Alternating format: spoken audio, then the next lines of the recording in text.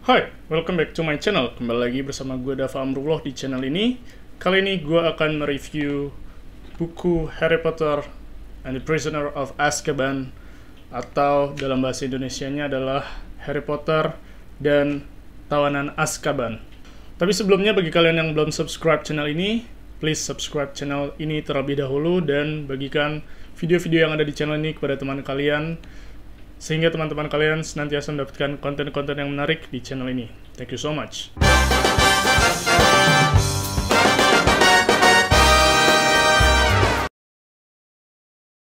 Gue suka banget sama Alfonso Cuarón ketika ngedirect film Harry Potter and the Prisoner of Azkaban di tahun 2004 lalu gitu. Film itu adalah film Harry Potter favorit gue yang udah gue tonton berulang-ulang sejak gue SD mungkin sampai gue dewasa gitu.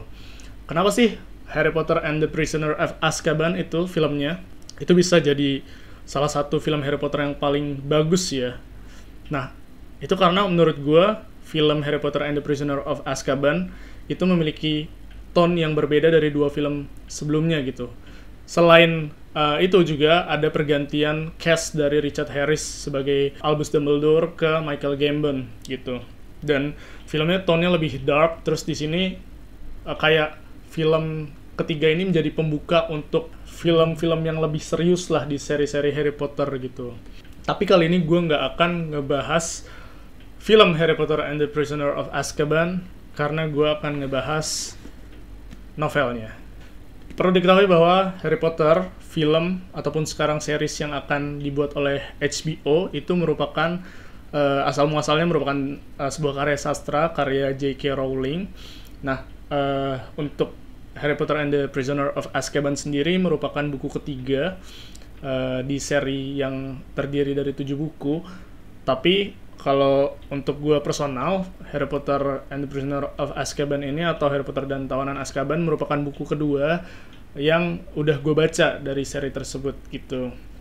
Nah, yang pertama gue baca kemarin itu Harry Potter dan Relikwi Kematian atau Harry Potter and the Deathly Hallows. Kalian bisa nonton videonya di link yang ada di deskripsi ya gitu. Apa sih yang mau direview dari buku Harry Potter and the Prisoner of Azkaban gitu? Seperti kita ketahui bahwa kalau sebuah karya sastra itu dialihwahanakan ke medium lain, khususnya film, itu akan terdapat banyak banget perbedaan yang ada, baik dari versi buku ataupun dari versi filmnya gitu. Karena keduanya memiliki teknik yang berbeda untuk mendeliver cerita kepada penonton gitu. Dan kita nggak boleh ngejelek-jelekin salah satu di antara keduanya, karena keduanya memiliki medium yang berbeda gitu. Medium yang berbeda tuh kayak gimana sih penonton untuk menyerap ceritanya itu berbeda gitu. Mungkin kelebihan dari buku adalah kita mendapatkan cerita yang lebih detail, lebih kompleks, dan lebih full secara spesifik gitu.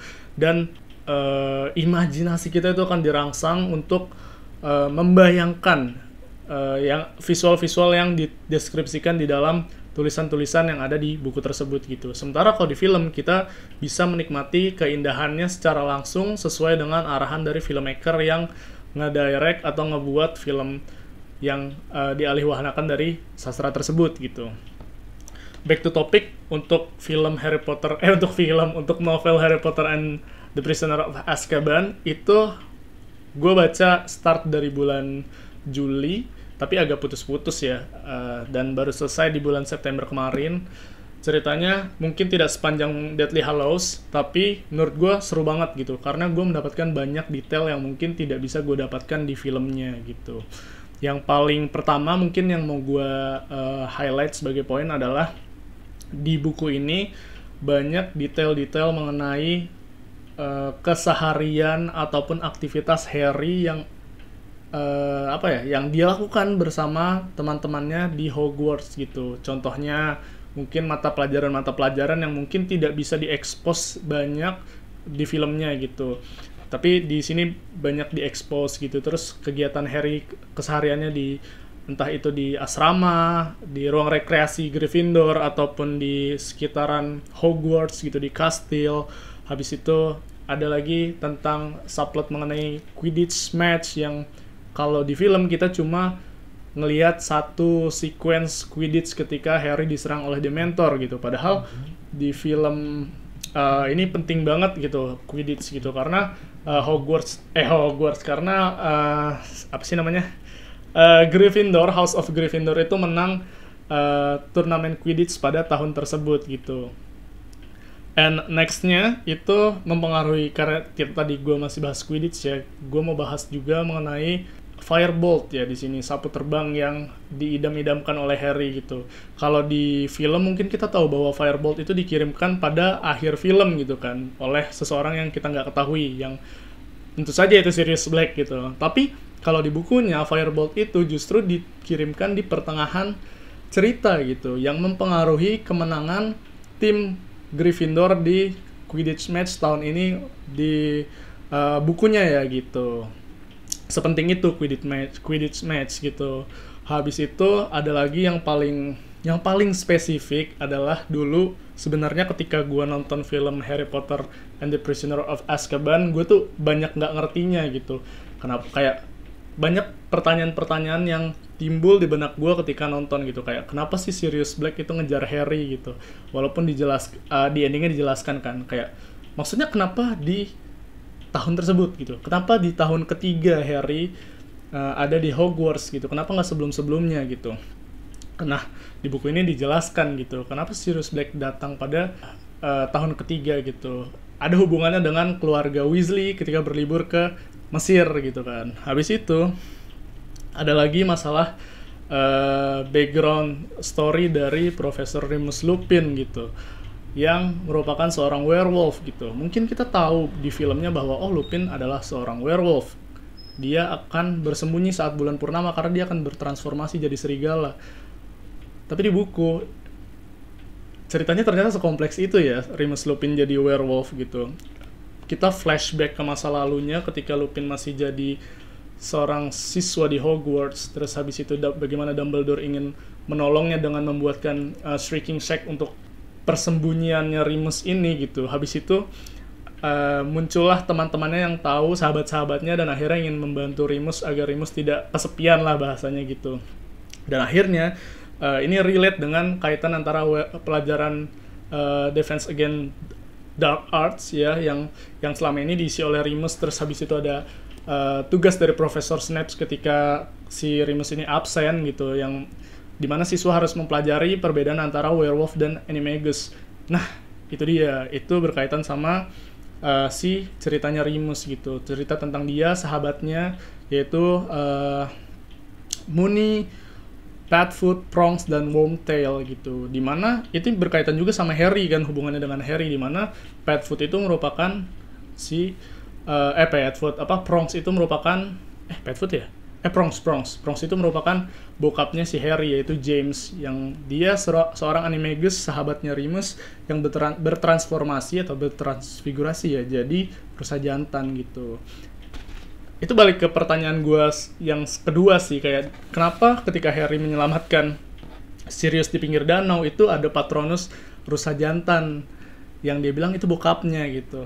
Kalau di film kan kita nggak tahu gitu, ini kenapa rusa jantan bokapnya gitu. Di buku ini dijelaskan bahwa James merupakan seorang animagus yang transformasi jadi rusa jantan gitu. Makanya kemiripan antara James dan Harry ini itu relate di Patronusnya gitu. Dan itu lebih spesifik lagi sampai ke kasus fitnah si Peter Pettigrew ke Sirius Black, yang akhirnya membuat Sirius Black dipenjara di Azkaban gitu. Terkait animagus ini tuh spesifik banget dijelasin di buku ini, kalau animagus itu ilmu ini cuma bisa digunakan oleh orang tertentu dan didata oleh pemerintah gitu. Sementara keempat sahabat tadi itu animagus itu tidak terdata, makanya si Sirius Black itu bisa keluar masuk Hogwarts dengan sangat mudah. Dan ini berkaitan juga dengan peta perompak yang dibuat oleh empat orang sahabat tadi gitu. 4 apa 5 sih? 4. Prongs, Padfoot, Moony, Wormtail.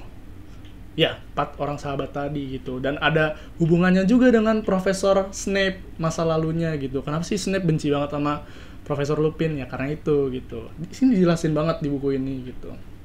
Terus gimana Harry cabut dari rumahnya paman dan bibinya ketika terus dia apa ya, di safe house di Leaky Cauldron gitu, karena ancaman Sirius Black itu sangat besar gitu, kayak digambarkan semengerikan itulah gitu ancaman ketika Sirius Black kabur dari Azkaban, karena dulu kejahatannya nggak main-main gitu, pembunuhan terhadap uh, belasan muggles gitu, dengan kalau rumornya sekali sihir lah, ledakan gitu dan sebagainya gitu, padahal itu kan triknya Peter Pettigrew di mana dia itu mutusin jarinya terus dia bertransformasi jadi tikus gitu, jadi seolah-olah si Sirius tuh cuma dia ngabisin Pettigrew dan cuma menyisakan jarinya aja.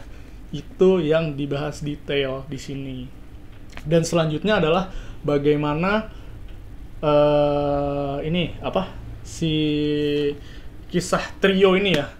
Di buku ini dijelaskan bahwa ternyata di buku tersebut di tahun ketiga hubungan Harry, Ron dan Hermione itu agak tidak mulus ya, karena Hermione cukup sibuk dengan mengejar mata pelajaran yang ada di sekolah dengan time turnernya, terus habis itu agak rese karena dia overprotective terhadap Harry yang diincar oleh Sirius Black gitu kan. Habis itu si Hermione juga apa ya di sini ya, mungkin bisa dibilang lebih kompleks karakternya gitu loh, lebih banyak splitnya gitu. Sementara kalau di film kan kita ngeliat ya udah mereka bertiga terus, nggak pernah ada masalah yang agak berat gitu. Sebenarnya ada cekcok besar, terus habis itu Harry kemana-mana cuma sama Ron gitu. Terus ada lagi momen-momen dimana Harry itu harus kemana-mana sendirian karena teman-temannya ke Hogsmeade gitu kan, dapat izin gitu. Terus ada lagi peran si kucingnya Hermione, si Crookshanks, dalam membantu Sirius Black untuk menemukan Peter Pettigrew gitu. Yang mungkin kalau misalnya di film kita cuma ngeliat Crookshanks ini cuma kucing rese yang ngejar-ngejar Scabbers, si tikusnya Ron gitu. Padahal selama ini kucing itu pinter dan bersekongkol sama Sirius Black untuk dapetin si Peter Pettigrew gitu. Nah itu salah satu permusuhannya si Ron sama Hermione ya, karena si Crookshanks ini gitu. Dan masih banyak lagi sih hal-hal yang spesifik dan detail gitu, kayak mungkin terkait hantu-hantu dan lukisan yang ada di sekitar kastil gitu, itu detailin banget gitu. Mungkin kalau di film kita cuma ngeliat si Fat Lady doang gitu, tapi kalau di sini kayak banyak banget, ada Peeves hantunya, terus ada gue lupa nama lukisannya gitu. Terus di mana Dumbledore sangat marah dengan Dementor gitu yang bisa menyerang si siswa-siswa yang ada di situ. Terus gimana Harry belajar Patronus gitu. Yang beda dengan filmnya adalah core memorinya dari Harry sih ketika dia awal-awal merapalkan Patronus gitu. Terus habis itu ada juga yang cukup membingungkan adalah deskripsi mengenai apa yang terjadi ketika Harry itu diserang oleh Dementor. Terus dia mendengar suara ibunya gitu.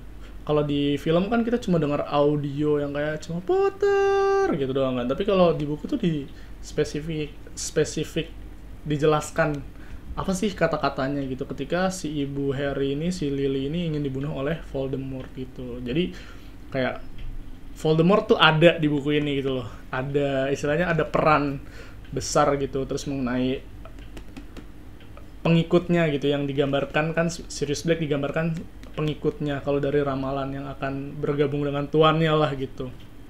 Terus tentang Grimm itu dijelasin banget di buku ini gitu. Yang di buku di film kan agak ya mungkin nggak terlalu banyak sih kalau untuk Voldemort porsinya untuk di film ini gitu.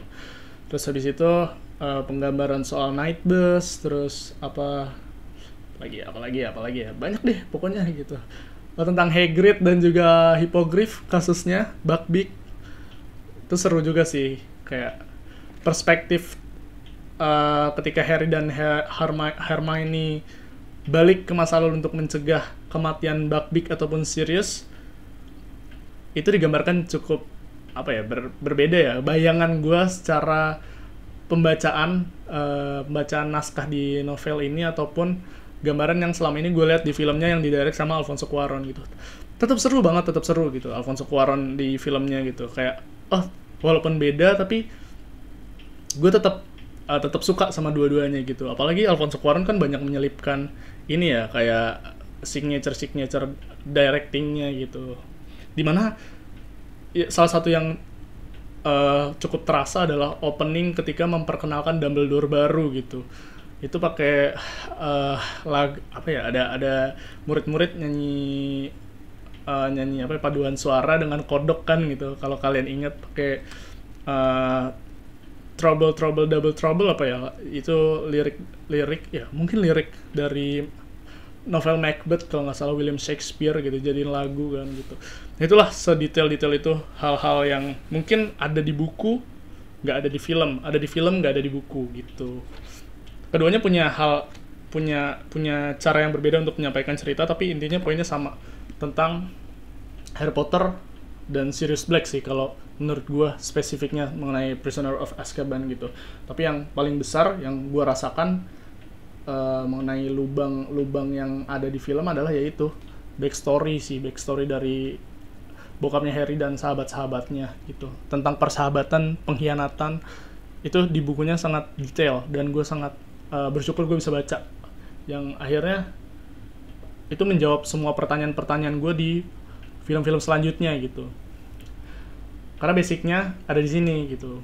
Basic dari mengenai ya tadi lah, Padfoot, Moony, Prongs, dan Wormtail itu ada di sini gitu. Sampai Deathly Hallows kan itu menjadi pembahasan ya. Karena Sirius ada terus sampai di sana, karena dia salah satu tokoh penting juga gitu.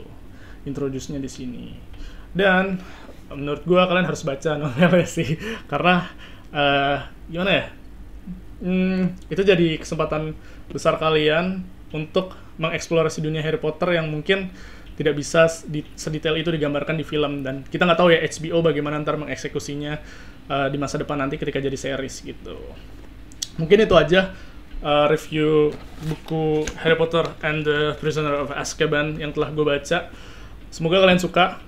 Gue akan baca buku yang selanjutnya, gue akan beli Harry Potter and the Half-Blood Prince, lalu akan review juga. Thank you so much telah menonton video ini. Jangan lupa subscribe channel YouTube gue, follow gue on Instagram or Twitter or X, anywhere lah di sosial media gitu. Yang penting like dan bagikan konten-konten yang ada di channel gue biar gue semangat bikin video atau baca buku atau nge-review film. Terima kasih, sampai jumpa, bye bye.